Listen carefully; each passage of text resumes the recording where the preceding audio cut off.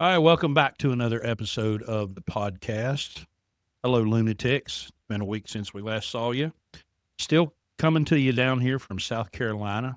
Last week, you got to meet the new owner of Blue Ribbon, and today we're going to have a conversation about having your own authority versus being leased to a carrier. I think this conversation is going to be very interesting because Blake has a long history of running a company under his own authority and having a broker license, Mhm. broker um, important detail, right? Yeah, very. And so we're going to have a little bit of back and forth because, I have a lot of, all of my experience is that of being leased to a carrier. This is something that's new to him. So he's learning about it. I'm learning about his perspective. And I think there's a lot of information that you guys need to have for those of you that are just so dead set on having your own authority. There's going to be a lot of clarity and context that Blake can give you to help you understand what it is exactly you're getting into. So, um, a little bit of background, I guess, is give the 5 minute version of the history of you having an authority and running trucks, so they don't have to completely go back and watch the other episode of just coming into this one. Um, give a little context of how you got into that, and then we'll start kind of back and forth. Sure, absolutely. So, uh, part of my part of my history involves companies that I started from the ground up. Part of the history starts with companies that we've acquired. So technically, our oldest MC number is will be 29 years old this year. So there's there's some longevity there. Um, but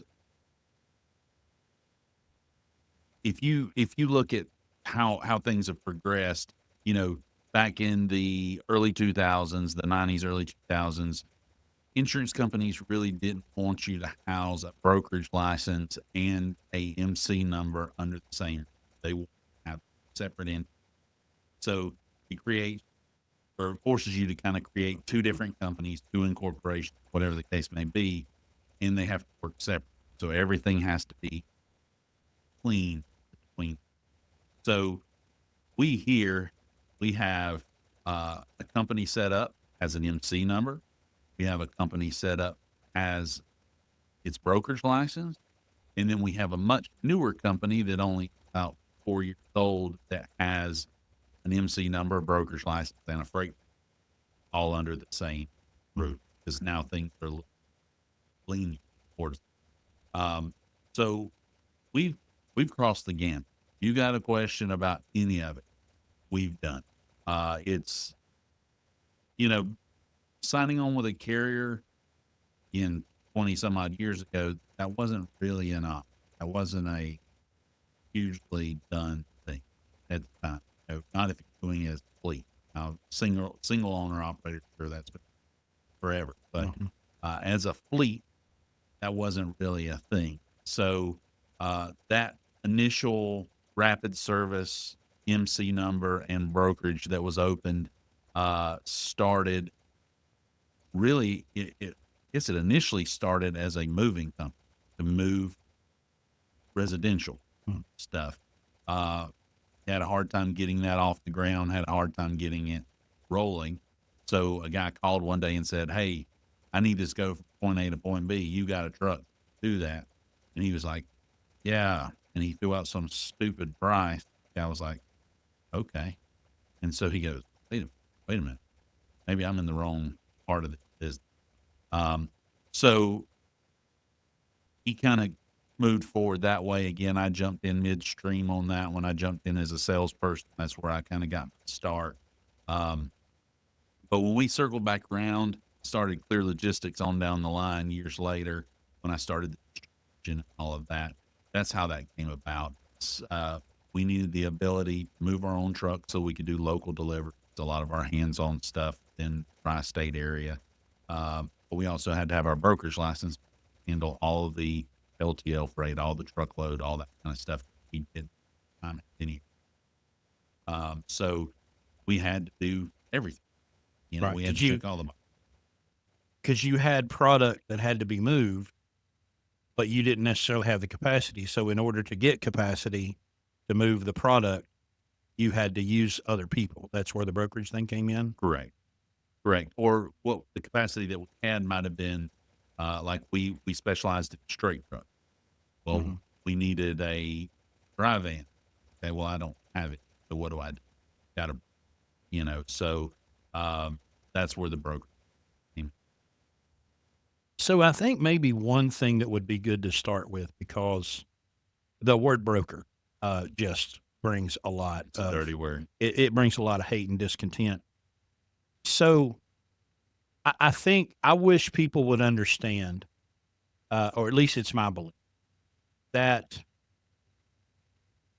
you want to get rid of the broker, okay? Because you've decided that a middleman between you and the customer is taking too much of the money, taking too much of the rate, and if you get those middlemen out of the way, you get more money. Now, I don't agree with that formula, but I believe that there are plenty of companies now, because we've passed the point of no return, that are not going to put the human resources on staff that it takes to cover all their freight when they can pick up a phone and call somebody else and have them do that, and that's their job, and they don't have to pay vacations and maternity leave. They don't have to put up when they're sick. They don't have to put up with them if they suck. They don't have to provide them health insurance benefits. They just pick up the phone and say, "Hey, broker, find me a truck." So am I on the right track there? And can you speak to that as far as the customer, what the customer needs? 100%. You're dead on. That's what it is.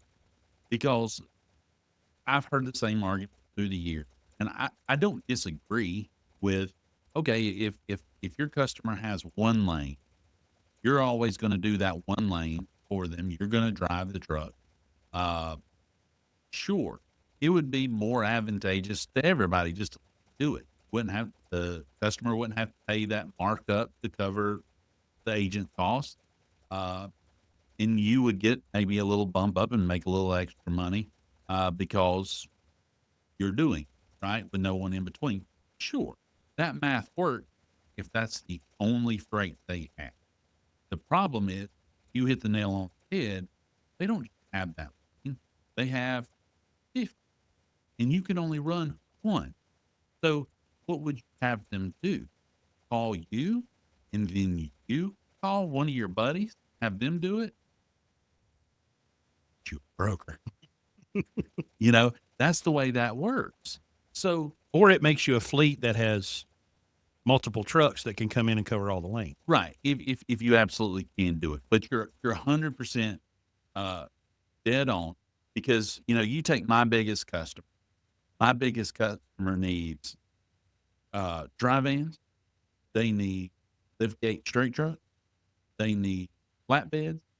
They need intermodal stuff. They do stuff on rail. They need all these different pieces that I personally will never own all the equipment they will sell it. Mm-hmm. No one will, right? Even Landstar. I mean, they don't own the equipment. They lease it all out or whatever the case may be. But even so, if you need rail or you need something like that, that's not Landstar. They're broke. That's the way it works. So I get the argument, but there's also so much involved. Because I'll be honest with you, running the lane and doing the lane the proper way isn't enough. They still want your salesperson to come in and visit. They still want to be able to sit down with someone and have a conversation.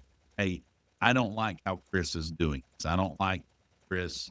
Um, Chris goes into the break room and talks to the ladies in the office while his truck's being loaded and standing there. They want somebody that they can come to and air out those concerns, have those conversations with whatever. You can't do that while you're out. And the bottom line is it just takes extra people, and I don't want to pull the rug out of the rest of the conversation that we're going to have about this, but it ultimately comes down to it takes many moving parts, foster a relationship, that relationship where it needs to be. And one person can't do that, especially if they're the person driving the truck. And by the time you've invested all these costs, all these moving parts that have to take place, you've either built a trucking company or you've invested way more money than you think you're ever going to invest to get to one. Right. You know, there's probably 1,000 or 2,000 things I'm not okay, but there's a handful, 3 or 4 or 5 that I am unquestionably the best at what I do. Okay, driving a truck, maneuvering a truck, I am expert. Running a fleet and moving those parts around, expert level. I would rather get punched in the face by Mike Tyson in his prime than to make a sales call. Okay? There is nothing I can think of as a personal worst hell than being a salesman. And you talked about the first part of your career was you being a salesman. There's nothing I can think of as an individual that is worse. And I can't seem to get a bunch of these truck drivers to understand that if you're going to be a single truck owner operator, you're going to go away with all the brokers and you're going to go get the direct freight yourself. Well, you better be ready to be a very good salesman and probably one of the best that's ever been. Yes, and I'll give you an uncomfortable opinion on it, okay? Because it's not me, it's not how I feel about it, and it actually I hate it about our industry, but it is the God's honest. That's bottom line. 90% of the people that I see driving truck would not be allowed outside the shipping area of a manufacturing facility. And that's the truth. So the bottom line is it don't matter how good of a truck driver you are. If you can't get through the doors to talk to the person who matters that might be wearing a 3-piece suit and whatever, you're not going to make the sale. You're not going to be even able to convince them to let you do that. So you have to have somebody that specializes in being able to get past those gates, as we call them, and you're not going to do that covered in grease with your trucker cap on and, whatever. And I'm not meaning that to be degrading. I'm just saying those people, they think a Well, lot of they themselves. they They speak think a a lot of they themselves. speak a certain language. I mean, They absolutely do. there's just a difference when you're in a corporate environment. They speak differently. They have a different vocabulary, and that's okay. I don't subscribe to, oh well, corporate people speak proper this, that, and the other, and so they're better than this guy that doesn't. No, No. but you have to be able to speak their language so that they can understand what it is that you claim that you can deliver. And so you better be ready to provide them financial terms that Right. that they can understand, that you both understand. So um if you're going to be a single truck or even a small fleet, I mean, we know that 93% of the companies in America are less than 5 trucks. Um, the brokers, the good ones, and of which there are many, are your sales force. That's the people that are going out and doing the work that you don't have to, that you cannot do from behind the wheel. That's the way I feel about the Landstar agents. I've got 1,400 salespeople Right. that have the ability to go out and book freight for me, and all I have to do is worry about the truck. The truck. I mean, gosh, y'all, the truck takes 95% of my attention, just making sure it goes straight down the road in an efficient manner. I don't have time. I don't have time as a fleet manager to go do sales calls. I don't have time as a single truck owner operator or a truck driver to do that kind of stuff. So you better be ready to add on top of you. And that's where I want to go next with all the things that you're going to add on top of you that you can, uh, what's the word? You can transfer, because we have talked a lot about it since the inception of this podcast about success in business is about mitigating and managing risk. So I guess why don't you talk about the different levels of risk that you're going to encounter, both in indemnity or insurance, financial risk, all of the risk that's involved if you truly want to be an independent owner operator. Right. So we're on the MC now, right? Yeah. So carrying your own MC number, um, just in insurance alone. Okay. So you got your physical damage, you've got your cargo insurance, you've got workers' comp, depending on where you are. Some states say, okay, if you're driving the truck, you own the truck, okay, you can opt out. Some states say, no, you pay workers' comp no matter what. So you start putting all of just those three. Okay. The big line in trucking is fuel's your biggest expense next to the driver. Right next to fuel is in. Yeah. Okay. Now, again, if you're leased on with Landstar, let me tell you, as a late arrival to the Landstar network, you have no clue what real insurance costs. Mm. Okay. Landstar has such buying power amongst their, what do we say, over 7,000 Yeah. vehicles involved there. That buying power is so insane that it looked absolutely like nothing I will ever see outside of Star. I mean, not even on the same planet. So that just those three things alone are enough, should be enough to give you pause. Now, when you start, since we're building a pyramid here, and now don't get me wrong,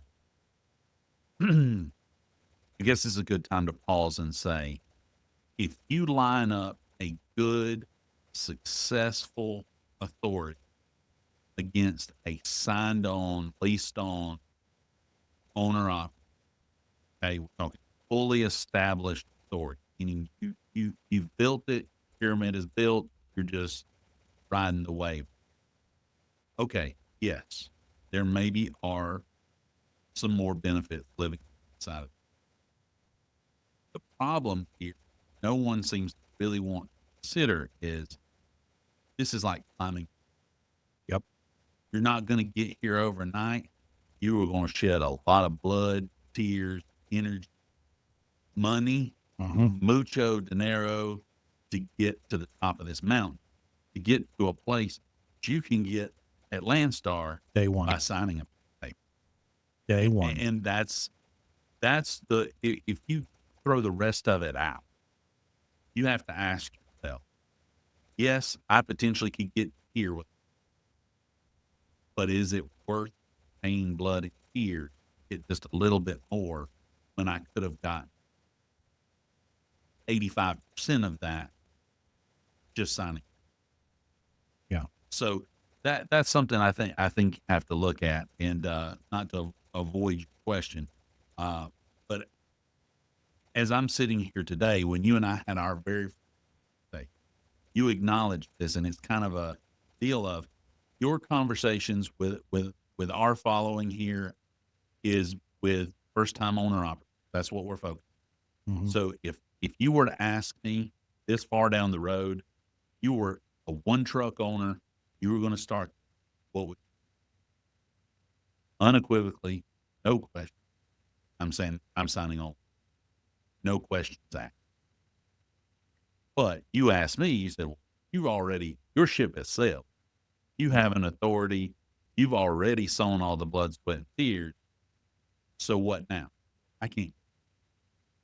Again, I'm riding an authority, one authority again that's almost 30 years old, one that's 4 years down the road, and I poured tons of money. Let's circle back around. I didn't even mention this. To be a broker, you have to carry a broker's bond. Right. And I don't like to be political, but if you wind the clock back, that amount used to be $10,000. Mm-hmm. Okay. But there was so much broker fraud around the 2008, 2000, going into the Barack Obama presidency, that Obama made the decision to bump that amount to $75,000. So that means to just be a broker, you have to take $75,000 and set it to the side in someone else's care, just in case you default on money you owe people. They can, it's called a surety bond, meaning if I default on my bill, they can draw against that $75,000. Weren't they trying to raise that to $1 million or something? I don't think it went anywhere. No, that was that was one of the insurances, the minimum. Oh, yeah, cargo minimum. insurance. But this surety bond, literally, so you do have two choices because I don't want all the trolls to get out. Well, you don't have to. No, you don't. You can pay somebody else to say, I'll put $75 aside. But that's still a huge chunk every month you're paying for somebody to say, okay, if Blake fails, I'll pay all up to 75. And you're paying them just to basically sit there and go, yeah, I got it. Okay. Stupid. Sounds Now, like a mafia. right. So I ultimately decided I'll just stroke check 75 grand. You can hold it and I'll operate. Well, start doing the math. I have two brokerage licenses. That's $150,000 of my equity tied up all the time. I can't touch it. I can't do anything with it. It just sits in a bucket waiting on me to screw up. Mm-hmm. Okay. And it's not like if I do start screwing up, I can borrow against it. It don't work like that. Because once you touch it, your career's basically up. Once you have to hit that surety bond one time, you might as well just close up shop. Mm-hmm. So I digress. They're like you hate this, don't you? No, it's not that. It's just with every passing year, there's just more. Mm-hmm. They just put more and more on, and it's always a call from the DOT. Hey, you need to do this. Hey, you need to do that. Forget the money. Let's have if I'm an MC, and if me or it's I've got a fleet of 5 trucks or I've got a fleet of 50 trucks. I get that call from the men in the black suits that just want to come rifle through my paper. They just want to come sit down for 2-3 days, whatever the case may be, go through every single driver file, go through all my saved paperwork, having to do with driver, and go through every bit of it. I mean, you've been doing this for how long? 10 years at Landstar. Has anyone ever showed up at your door and wanted Not to go one through your time. files? Let me tell you, you want to talk about parts of your body drawing up like this? Let them show up at your door knowing that all they would have to do is wave their magic wand. You're shut down. They open one driver file that they don't like. You're done. Well, that's one of the things that I have. Landstar has all of these compliance departments for logs and this, that, and the other. And I understand now at least why they behave the way they do, because they do get those people to show up. They do come in and start taking their pants down and doing all these inspections. But it doesn't affect me. I mean, except to the fact that, my pre-pass doesn't go off as much as I want it to because of CSA points and that kind of thing. But I think we'll come around to compliance. But what you've got to understand is it's the most regulated industry on the planet. Right. With especially since the big tobacco lawsuits, once they got through chewing on all that, they turned, oh, look at trucking. Let's go get some multi-million-dollar lawsuits there. There's so much risk in this industry, and the insurance companies are not going to keep covering you if you're acting a fool, And the minute you do, that we've had it was either 4 or 5 trucks total, right? Complete loss. Our insurance went up 0. And it's hard to argue with 0. Right. Our cargo liability cost as a fleet is $0. I don't pay a penny in cargo. Oh, you let Landstar take all your money. Okay, yeah. And again, my cost is 0.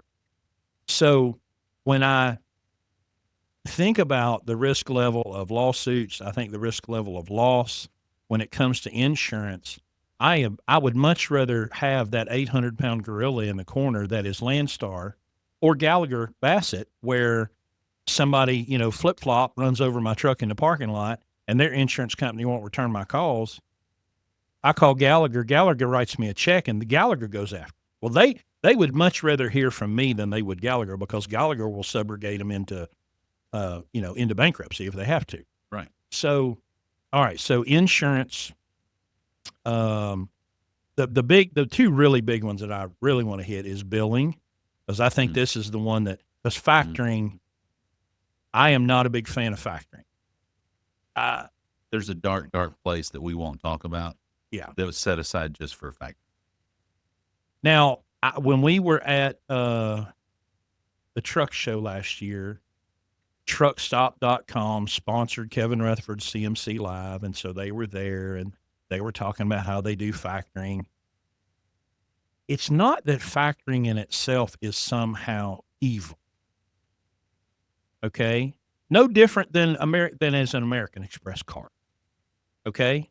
Yeah. It's not that it's, I love Dave Ramsey used to say one time that a brick is immoral. You can take a brick and build a hospital, or you can take a brick and throw it through a window.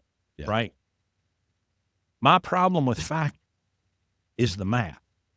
It's the amount, if you calculated that on an annual percentage rate, it's a crazy, crazy, crazy amount of number. And the alternative is for you to do the billing yourself. Right. Okay. That's what I want to hear, because you talked about this to me one day, and it clicked when you said it. What happens when you're going to take on billing yourself and, you know, you don't factor, right? Sure.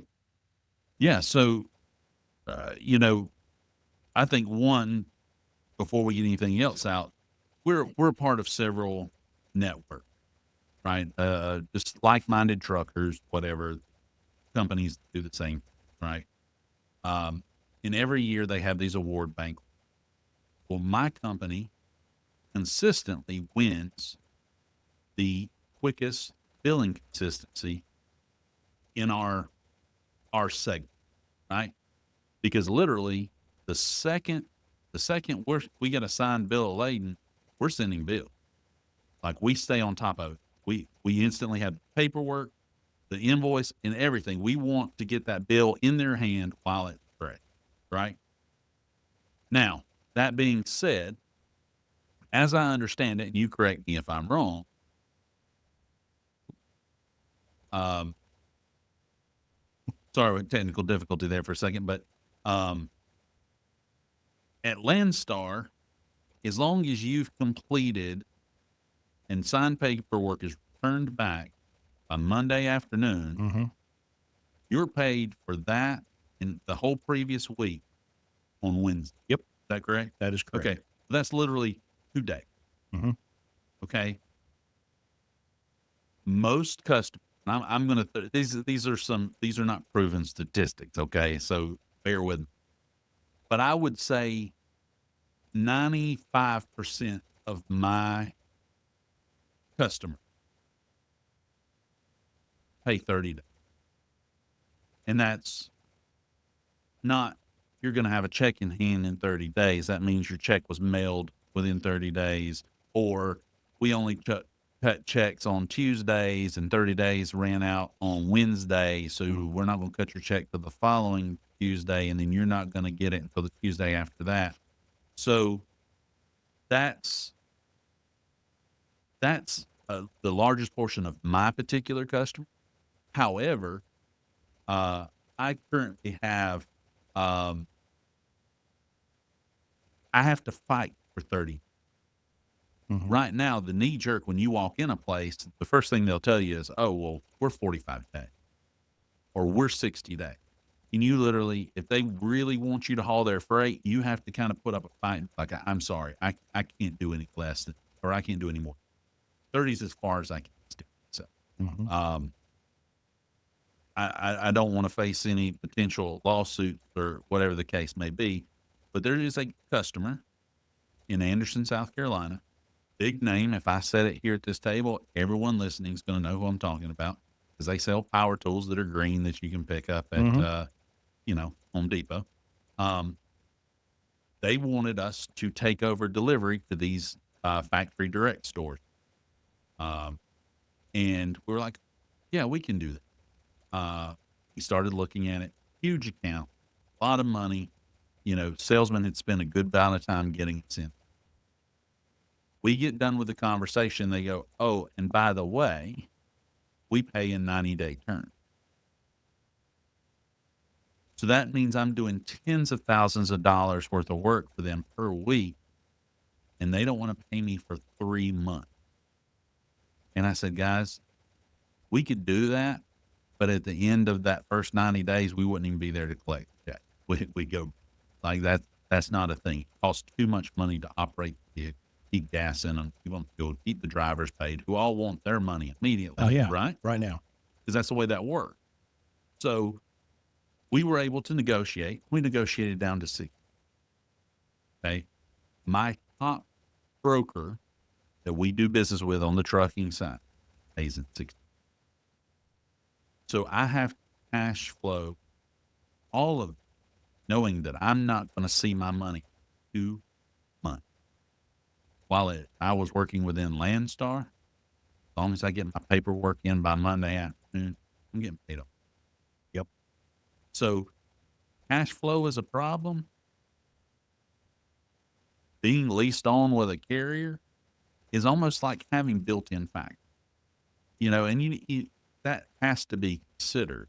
Now it's funny because I said, normally I'm a big proponent for following your dream, build your own thing, whatever. We're talking single truck op. In another checkbox in the Landstar side of it. Yeah. Well, and the other thing is, in all of I started at Landstar in March of 2014. It is now March of 2025. So we're talking about 11 years. Not one time have I ever seen Landstar go, hey, so by the way, that customer didn't pay us. So I'm going to need that money back. Oh, see, I didn't even broach that. So it's never happened. Now, I've seen adjustments. I've seen, we changed the fuel around. Somebody coded it incorrectly. Like I've seen stuff like that.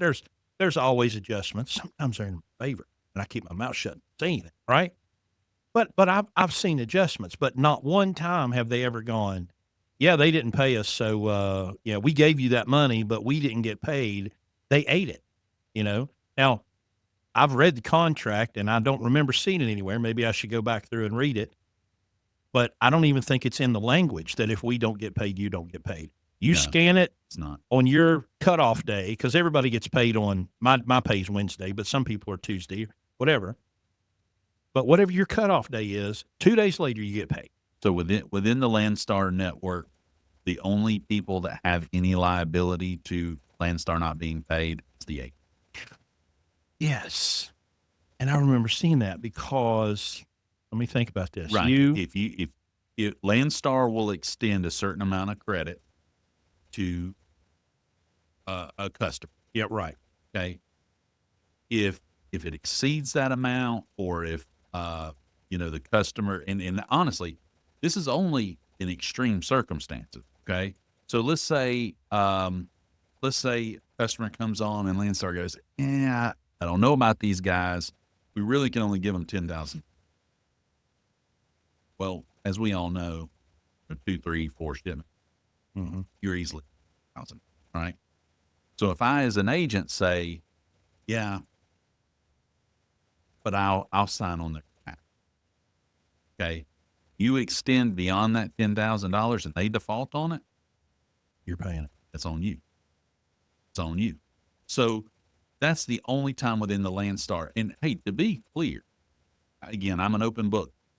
In the last 6 months alone, I've written off over $25,000 bad debt.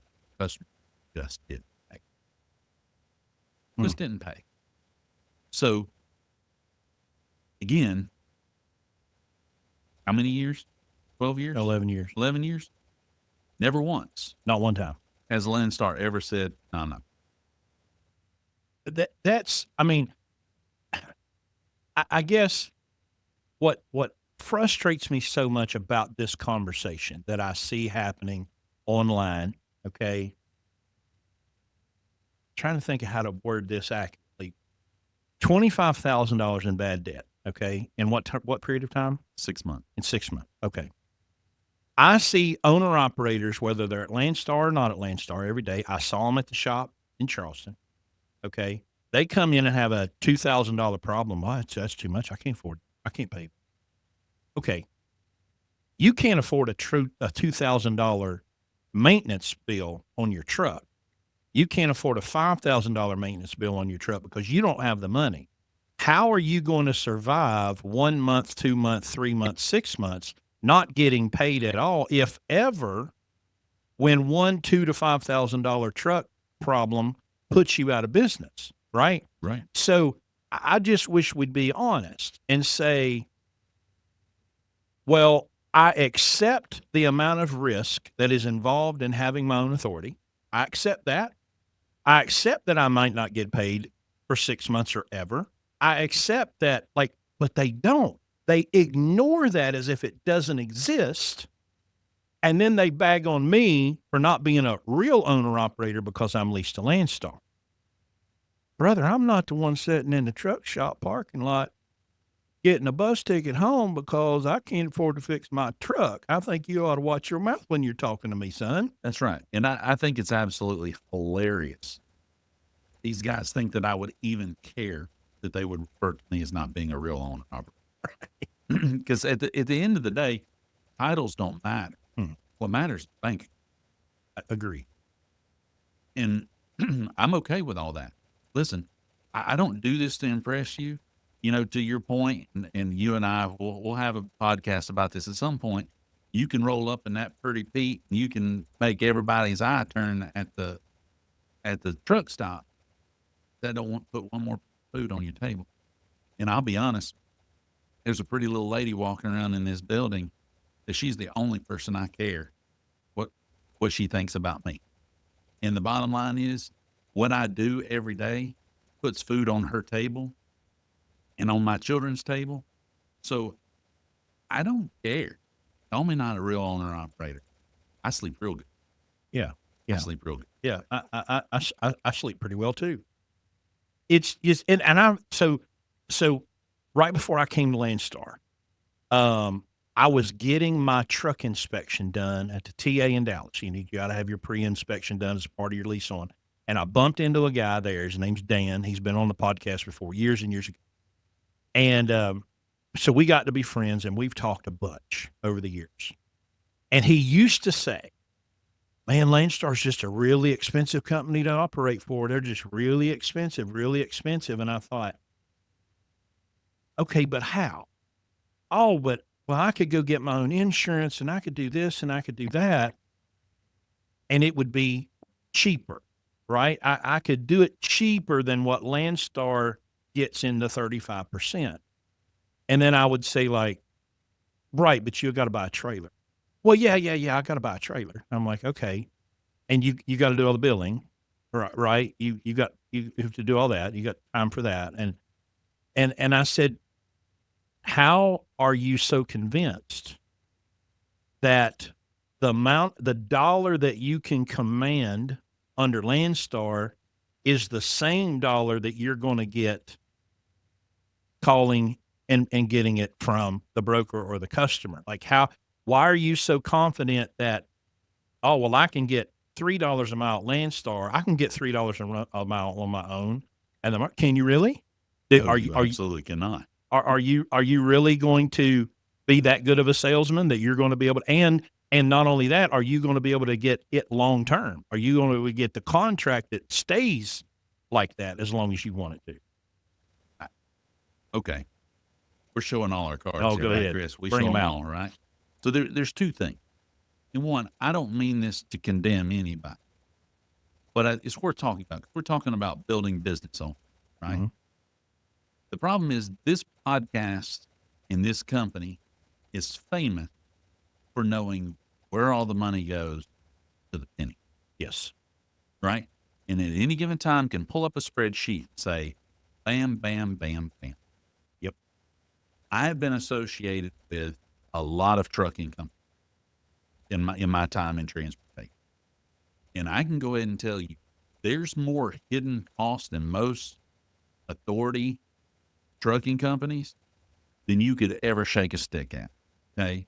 So yes, if I stand back and I look at the big picture, I'm giving up 35% of my money to Landstar, and I word it that way. Mm-hmm. Okay. Yeah. And then on top of that, I'm paying insurance costs or physical damage. On top of that, I'm paying workers' comp and on top of that and on top of that, sure, there's plenty of fee. But the problem is, and why that's so shocking, is because all in it's all in the sunshine. Landstar's very upfront. Hey, this is our split. This is our split to do our portion. Now, if you use our services outside of that in our work comp, physical damage, this, that, and the other, you have to pay for those. Those are extra. That makes sense, right? But why it hurts so bad is every Wednesday when you open up that email or you open up that piece of mail, however you choose to do it, you go, oh man, feels like a lot. But I guarantee you, if you opened up our financial software and you put our cost up against our income, it would hurt just as bad, if not worse. I promise you. I promise you. So, yes, on for those of you who are used to looking at P&L and you want to look at it top end revenue against your cost of goods sold, yeah, on your authority, 100%, you are correct. It feels like a lot of Landstar taking their chunk of flesh, that top end. But once you get down in the expense column, all of a sudden you start to see the numbers kind of go, and they all drift up into each other. Which, again, I don't know that we're going to cover this in this podcast, but the ease of bookkeeping, butter. I mean, Landstar, or heck, I'm just going to make the assumption any leased on company, the ease of use of bookkeeping for something like that versus having your own authority, I can't even put it into work. Yeah. I can't even put it into work. I'm a novice with QuickBooks. I've been doing it, 3 weeks now? Yeah. Right. Okay. I can put in the income and expenses for a 10-truck fleet into QuickBooks in 15 minutes. It is literally copy, paste, click, click, click, done. I can do the bookkeeping for a 10-truck fleet. Now, there's a bunch that I do in addition to that to get down to that penny stuff, okay, that we talked about, because I track these trucks incessantly. But as far as the P&L goes, I've got one source. Right. One. Right. I'm not waiting for bills from different companies and I'm moving around invoices and factoring and all this stuff. I've got one actually two. I've got a card activity report. I've got a Landstar settlement. And I can do that data entry in less than 30 minutes and it's done.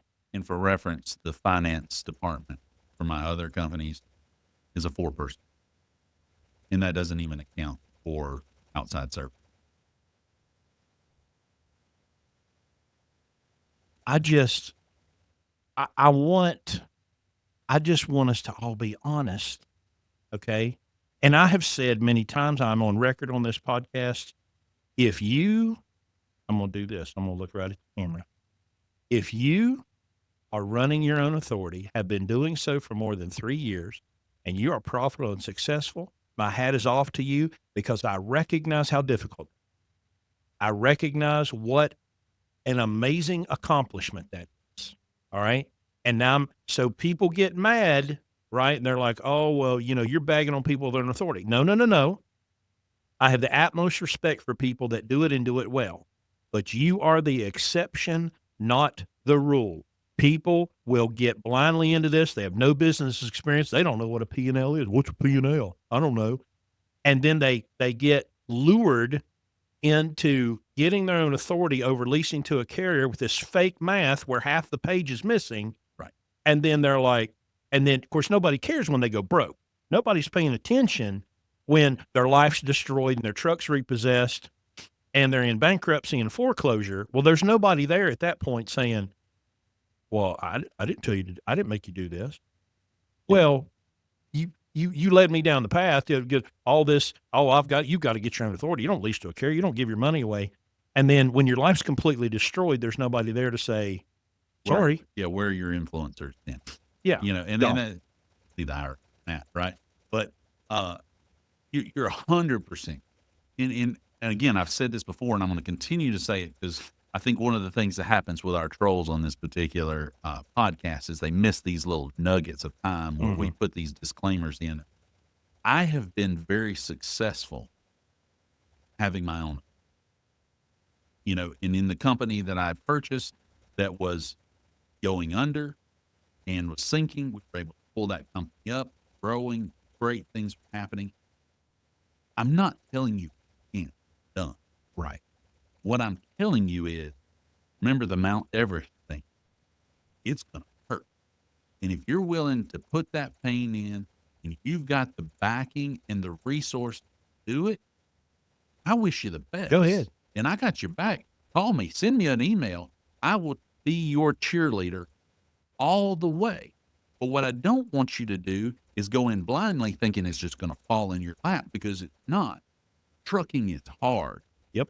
And it's really hard when you decide to take all this other stuff on at the same time. So don't get me wrong. I'm not wishing that you're failing. I'm not telling you not to get a truck. I'm not telling you to get out of the business.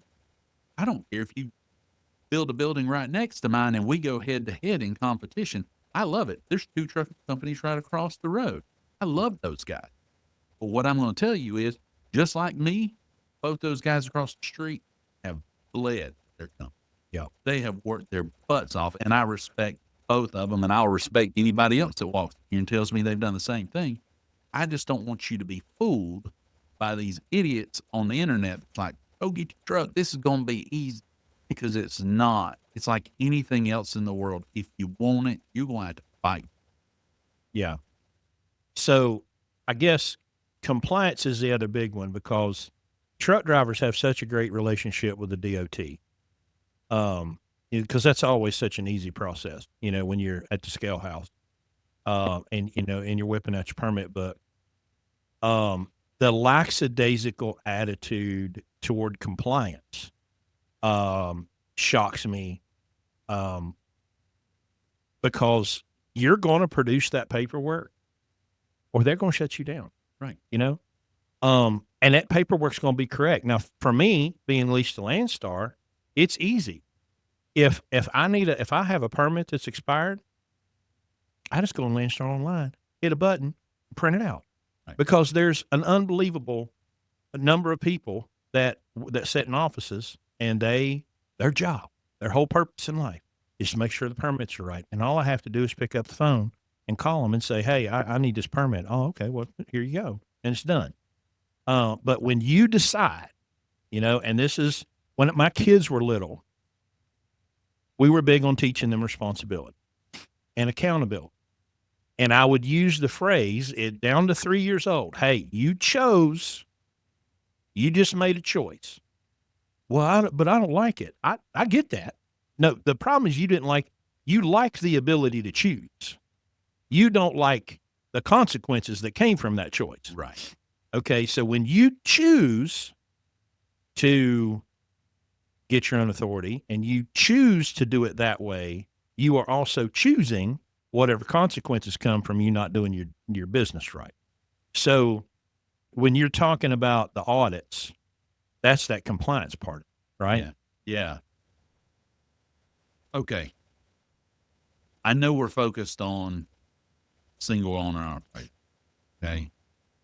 But if you've got the ideology of getting your own authority, then that means you probably somewhere have that dream of having a truck running. Mm-hmm. So here's the thing: 7,000 some odd trucks running under the Landstar. Okay. Even so, Landstar is always fighting a battle to make sure that their safety ratings stay where they're supposed to stay. And I don't think we're sharing too much here, but I've heard it from several sources. Okay. That is a battle that Landstar is constantly fighting. Yep. Because you have all these knuckleheads out here blowing your safety rate. Not doing pre-trips. Not doing pre-trips, not having their paperwork correctly, not running legal on their logs, whatever the case may be. So it's a battle they're always fighting. But they're mitigating that risk across over 7,000 trucks, right? And you have a smaller fleet. having one or two ding on your MC number can knock you out of business. Mhm. Okay. Maybe not completely, because there's still customers that don't see, they don't, but there's, different levels, right? I don't know. They probably talk about it openly. You can probably pull it up interweb somewhere and find out. But as your rating falls or increases based off the point work, you basically, as your exposure to risk increases, so does your collection rate. And you get pulled over on the side of the road and they Mhm. look and they see where your safety rating is, there you reach kind of a line in the sand where it's pretty much a given, I guarantee if you pull over at a way station or if you get pulled over, you're getting inspected. Period. Mhm. And it's the big two. It ain't we're not playing around. This is a full inspection. This is pull the stuff out of your sleeper, see if we can find any contraband. Okay. Anyway, so that being said, uh I went through a pretty rough time where two different guys, 6 months apart, got dinged on their lot. And quite frankly, it was one was a technical glitch that he didn't go back and get fixed. The other was he had to get out of his truck and get into a loaner truck, and he didn't carry 8 days. Mm. Okay, both, both, in my opinion, as normal everyday person would go, big. Yeah. Who those two dings have cost the relationship with certain very big name shippers that I no longer do business with because I no longer qualify with my safety rating.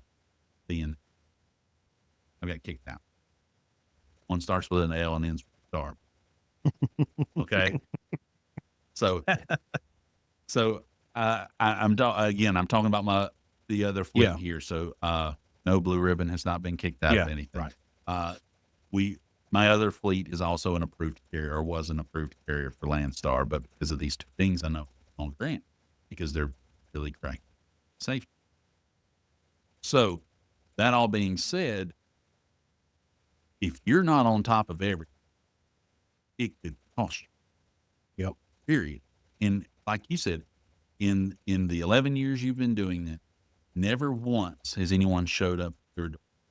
Nope. I can't tell you in the time I've been in trucking that I've ever gone 2 years without someone. I don't know that I've ever made it through it without somebody. Do they call first or they just walk in the front door? It's a mix. So the way that works is they can show up at any time, no questions asked. You do have the right to say, I'm sorry, I'm busy. I don't have time to prepare now. And you can schedule a time for them to come back. But they're Now, coming back. they coming back. Yeah. And the flip side of that is depending on who comes to the door, because hopefully they're not watching this podcast. Some of them are not very, Yeah. okay. So if you do turn them away, Yeah. things start getting written down. It's like sitting in front of the psychologist. He starts writing stuff in his little pad. And you're like, hey, what you writing there? Same thing. They're taking note. They know what you're doing. They know you're stalling. Now, be fair, my compliance guy is top notch. He's old school. Every single paper is printed out. Every single piece is laid in every single folder, exact same direction, exact same order. If I were to call him in here right now and say, hey, I need the paperwork. This driver quit a year ago and did this, within 5 minutes, he'd have it laying on the table. Okay. Never once have we ever failed a mistake. Never. Okay. But still, they're going to come in and they're going to check. So what do? We pull out every folder, every piece of paperwork. We have it all laid out on the thing. Here's everything that happened in the last year. If we go to this year, we make it easy, humanly possible. The most time we brief, we actually have, even though we've got things on our record, we amongst the staff that actually comes on site, we have a reputation. And we've got time. We do things the right way. These two guys that got busted still drive for me, by the way, because things happen, Right. right? Um, you know, I guess this is worth noting as well. Um, once you have slipped and once you have those dings as an authority carrier, I won't say there's no coming back from it, but there's nothing you can do. Like every other You industry, just got to live with it. you gotta live with it. Like I've even asked because back in years past, something would happen that I felt was pretty egregious, and we terminated them on the spot. We had them parked. We had one guy that pulled off at the weigh station. He got busted.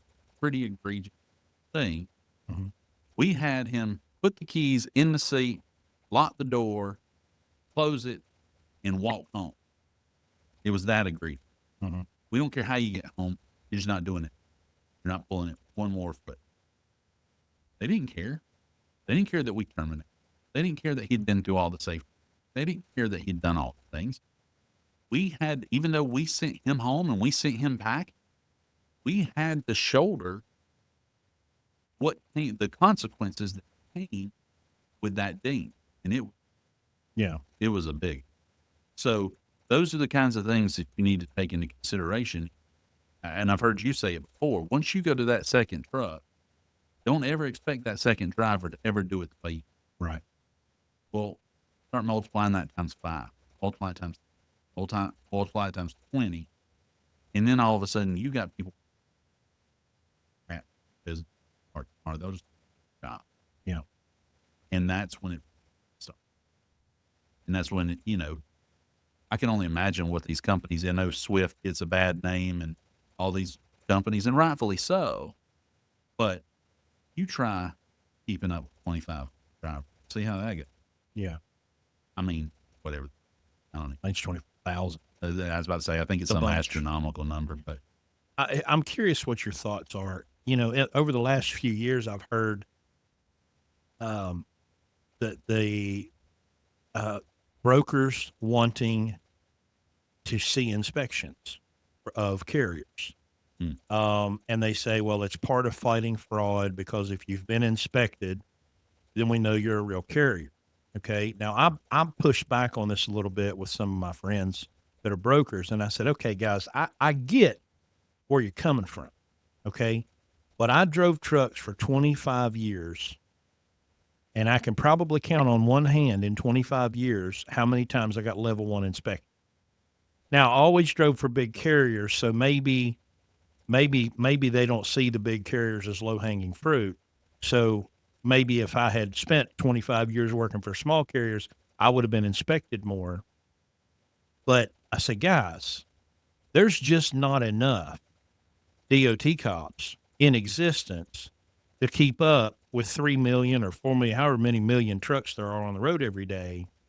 That to me seemed like an unfair measuring stick. Because how many times can you really get inspected? And are Right. you a single truck owner operator? And please inspect me. Please inspect me so I can put it on my record and prove I'm not a chameleon carrier. Like that sounds crazy. Sure. But outside of the future of blockchain and some of the things I think we can do security wise to protect against double brokering, that still to me seems silly as using inspections as a way to prove that a carrier is real. If that's your only way to prove it, 100% agree with you. Because one, it doesn't tell the whole story. Because my trucks have delivered thousands upon thousands upon thousands of loads that went exactly like they were supposed to. I mean, to perfection. But what I'm judged by is those two log dings, right? So do I believe that's the only way? Absolutely. But when you start integrating, and just so you know, in case you don't, Landstar's working on integrating this as well with highway.com and some of these others. They look at more than, and it's pretty amazing the things they do look at. And I think BitChain something that is going to be part. I think you and I hope big conversation in a couple of days. But when we run somebody through highway, we use them internally. Now, and what is that? It's just like It's a website. It's a service that you sign up for, and basically, when you're wanting to broker a load or you're wanting to do business with somebody or whatever, they're already on there. They give approval for you to look, and they basically do a sweep. So they do everything down to they check your IP address because they'll look and go, okay, well, the guys who use this particular domain are always pinging from Houston, Texas. Okay, well, they said they're from Houston, Texas. Perfect, all's good. But what'll happen is you stumble on the ones they're trying to catch. They'll say, "Ooh, they say they're from Houston, Texas, but we have IPs pinging from Dubai. We have Uzbekistan. Yeah. All of a sudden, and so it's not a telltale, but it will say, hey, this is a potential red flag. Yeah. Something for you to pay attention. And we've looked at it, and we'll ask them because there's certain companies, and I don't want to get in trouble. There's some of the bigger brokers we do business with where when they turn the lights out at 5 p.m., all their calls go over to oversee. Well, okay, if we see that and we understand that, it makes sense. It makes sense. It's logical. But you're doing that, you got to be a pretty sizable company, right, to be able to afford that, right? So that all being said, I'm not. If that's the only thing you're looking at, staying in the exact same, because it's not fair. It's not fair for that guy who's trying to get off the ground and get going. But it also tells you a part of the story. Right. Part of the story is, hey, he may not be fake, but he's just trying to get off the ground. There's maybe something he doesn't know. It tells a story. Yeah. And the bottom line is, you think you can just jump into logistics. You're not going to have to pay your dues. You're not going to have to take a click like everybody else. Not gonna happen. So I wish there was a better way. I absolutely do. I wish there was a better way to quantify who you're talking to. I mean, because we've been scammed by it multiple times. We've had people hijack freight. We've had people try to run freight in the opposite direction, and us only catch it by a miracle. Mm-hmm. And our loads, as you know, the technology we haul, one trailer load, the hundreds of thousands of dollars. It's a big deal. Yeah. We had one where a guy showed up with a couch in his truck. We were like, what you know about that couch? Well, taking it back home with me. And I didn't think it'd be a problem because you're not using the whole truck anyway. And so my guy basically said, okay, you don't have time. 5 o'clock on a Friday kind of situation. Fine. Puts the seal on the truck, goes on with life. Problem is the driver didn't know was this was an intercompany move, leaving one of my warehouses, another one. So when my guy at the delivery spot breaks the seal, goes in the truck, there's no couch. Oh. Couch nose load. Excuse me, Mr. Truck Driver, sir. Did you break our seal and unload all of our freight? Oh no. So where's the Copperfield met you down in Vegas and you just pop that thing out of here? So stuff like that is happening all the time, and I'm in favor of anything that gives you an indication that you could be dealing with somebody. Just like anything, you got to, just because a guy doesn't have infections doesn't, so that can't be your only way of striking people. So I think to end the episode with making the maximum number of people angry, one of the silliest things that I hear people talking about from my perspective, and you're welcome to tell me that this isn't silly, aging your authority, trying to do this shuck and jive shell game where if I get a new authority, nobody will work with me. So I'm going to I'm going to do all this stuff to age my authority. Um, to me, that seems Utter nonsense. okay. Thank you. Utter Go, nonsense. go ahead. Let him have it.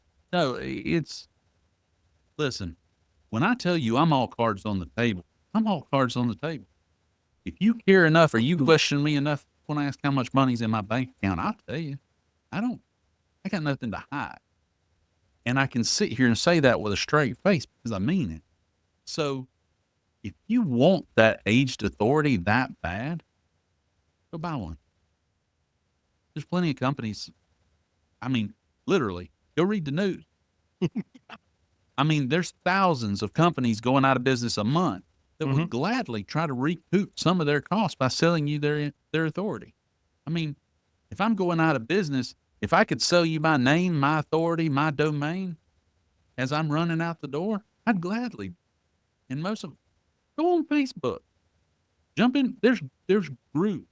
So that's all they do is they sell their MC number. Hey, I'm going out of business. I've got this MC. It's 6 years old. Anybody want it? If it means that much to you, go buy one. Yeah. And you can run it through highway. You can run it through. There's several highways, obviously not one. There's tons of them. Run that MC through, see how it reads, and if it means that much, buy one. Here's the problem: they don't just look at your authority. I mean, okay, all cards on the table. How long has Blue Ribbon been in existence? Just Blue Ribbon. 2013, I think. Okay, so 2013. So Larry Long has over 10 years of existing track with his whatever. Yeah. I buy his company and I want to do stuff. They don't give two craps what Larry Long. They want to know what Blake Chastain's done. Right. Because it's not about the number. It's about who's in control of it. So the whole MC thing, like you use the exact words. It's a show. It's nonsense. It's a con job. Think that you're going to bypass and do business with people and say, "Oh, I've been in business for 13 years." They know. They'll see it. They'll see the change of ownership. Put it through highway. I guarantee it doesn't pass. Guarantee it. They'll see it. They'll see the change of ownership. They'll see what happened. It's all right there. Oh, guess what? You don't live in Houston. Hey, you live in California. It's going to ping immediately. Why all of a sudden are we getting domain pings from California when it used to? Just go FMCS. Thank you. If that's what you want to do. Or here's a wild and crazy idea. Come on. Save up the money, have the capital, buy the truck and trailer, pay for the insurance, and have enough money to make it through 60, 90, 120 days and go out and work with whoever you can work with and just build it. Yeah. All right. But that involves you not being broke. And of course, America, that's all we know how to be is broke. Well, why is one system the only? Right. That's the ultimate question we all should be asking. Is because everybody will get in this chat and they're going to slug it out. You should do this. You should do that. You should do that. Well, guess what? Chris did it one way. I did it another. We're both sitting successful transportation. There is no one way. Now, I'll also say, what's wrong with, hey, I'm trying to get started. I'm trying to figure this out. I get my truck. I get my trailer. Sign on with Landstar for 3, 4, 5 years. I build up all that capital.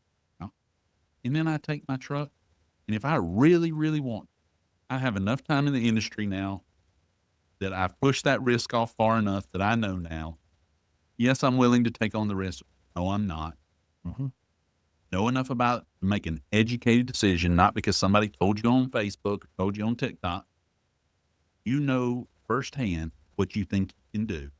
And you still have it in your heart. Go get your own authority. Go after. Have at it. World's your oyster, man. Do it. Ain't nobody stopping. But make an educated decision. Don't do it as somebody who hasn't done it sitting on TikTok telling you. Because you don't know. That's just the highlight reel of their life. You don't know. So Yeah. Don't get me up on the phone. Well, Say, you I know, can't do it. it's like, you know, when Larry Mann does little mirrors, the little pocket mirror, you know, if you, the self, the responsibility checker, if you want to know why your business is suffering, why it's not making money, or why it's failed, look in the mirror, right?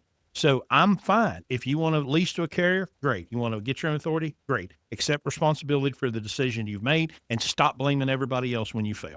Right. You, there's a guy that you quote pretty frequently on the podcast, Dave Ramsey. Mm-hmm.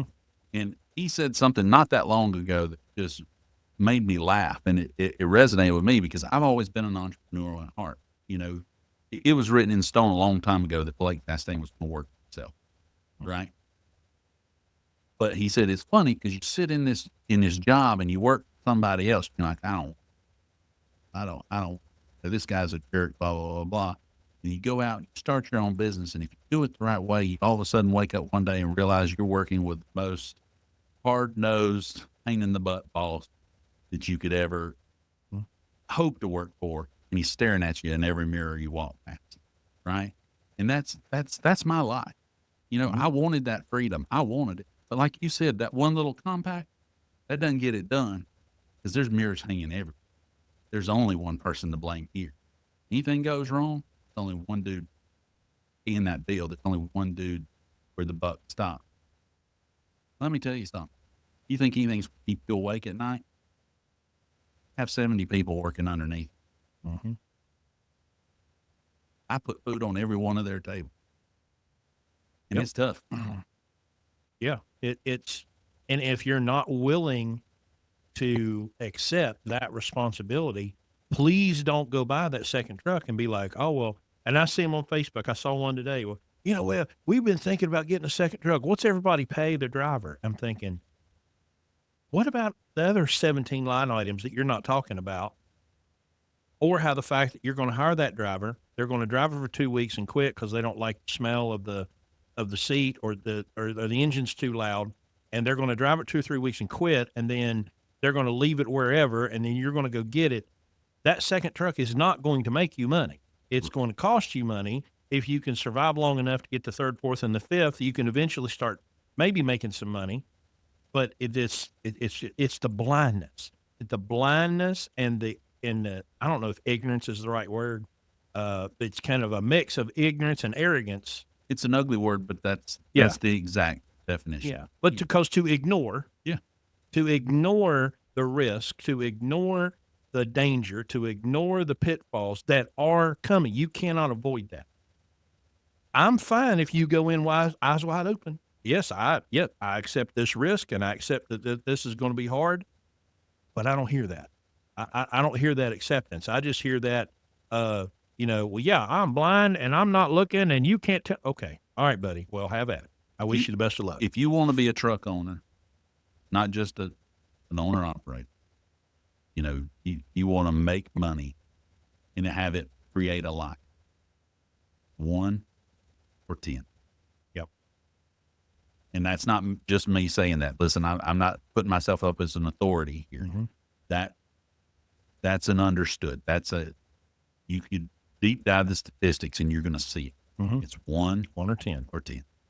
That's it. You know, you run 1, you can make a whole lot of money. Yep. 2 through 9, they're going to hurt you. Yep. 10. Okay. Yeah. Okay. All right. We doing it. You know, maybe you get lucky, your wife will drive 2 and y'all could make money with 2 trucks, you know, but otherwise, every person you hand it down to, every person you add on to payroll, you're rolling the die one more time. Are they going to do it? And like you said, if they decide they don't want to do it after 2 weeks, and now you still got to pay all the bills on that truck, and it's going to sit there for 2 months while you try to find another driver because you're driving and you don't have time to be recruiting. Mm-hmm. Gosh, recruiting's hard enough when you got people dedicated. Yeah. Somebody said one time, how do you get drivers? I said, start a podcast. Yeah, that's right. And pray a lot. Yeah. Oh man, I'm telling you. And the real question they should be asking is how you get a good driver. Of course, listen, the good ones are just like gifts from heaven. Yeah. And the bad ones seconds from hell. Not that we have any of the seconds. No, we don't. I've had it, 2 or 3. So yeah. So We love you, Evan. well, look, again, this is why we do this, to provide this. We want you to have all of the information. Let's just, if we're going to make a decision, let's have all the information. And that's what this entire company stands for. This is what we do and why we do it. So if you have questions about what we're doing and you have just stumbled across and you were minding your own business and you got hit in the face with this Blue Ribbon podcast, we'll go to blueribbonlogistics.com. There's 230 some episodes that precede this one. We're all over TikTok. We've got the website. You can go read about our 18-month masterclass. You can come here, drive our truck. We take the risk, so you don't have to. When you do something dumb, it costs us money, not you. And that's the other thing I want you guys, you aspiring owner-operators, to understand. In that first 6 months of truck operation, you are going to make silly, seemingly meaningless mistakes that can and will put you out of business. We give you an opportunity to make those mistakes where they're not fatal. So go to blueribbonlogistics.com, check out the website. You can click apply for the masterclass. You answer a couple of questions. We'll make sure you're qualified. You set up an interview. We'll do it on Zoom. Hey, programming note. Ladies and my fellow Americans, when you set up an interview with someone, I need you to understand what time zones are. Okay? I need some of that soft laying behind me right now. Because time zones are important. Okay? See, when you set an appointment at 3 o'clock with a company that's based in the East Coast, the system's going to set that at 3 o'clock Eastern time. And it's going to send you an email that says, because I've seen them, and it says, you have set this in Eastern time, so it'll adjust it to your time. So please don't show up an hour late and wonder why I'm not there. Because when you set it for 3 o'clock and you don't show up, and you show up at 4 or 5, I'm not going to be there because I'm going to be doing something else that I had assigned for that time. So this ends your public service announcement about time zones. Truck drivers, how do you not know what time zones are? Anyway, go to blueribbonlogistics.com, click on apply for the masterclass, set up an interview, and then show up. That'd be awesome. What's the email there is Blue Ribbon Podcast? BRLS podcast at gmail.com. Yeah. There you go. That's a good one too. Send us some email. We love to hear from you. Yeah. Hey, you do this on a weekly basis and you're on the TikTok every night and whatever. Coming up with stuff to talk about that matters to people. Mm-hmm. It's a little bit of a trying thing sometimes. So if there's something you want to hear us talk about, I'm not guaranteeing we will do it. We know lots of stuff, but sometimes it's hard to remember what you didn't know. That's right. Right? It's crazy. Because there was a time I didn't know any of this stuff. Right. But now I do know this stuff, and it's like, okay, what do I talk about today? And you take it for granted because you think, well, they know that, right? Yeah. And then you're like, oh, no, man, I was 4 years into my trail before I figured that out. Yeah. No, if we can get you in at, a year and a half, we'll do it. We'll share whatever. So there's something you want to hear us talk about, or if you just want to stir up a conversation, I mean, I'd ask you to be constructive, but heck, you just want to go crazy, we'll listen to that too. It makes for good fodder. But that's all I got. All right. Well, we'll see everybody next time. Appreciate you being here. Thanks.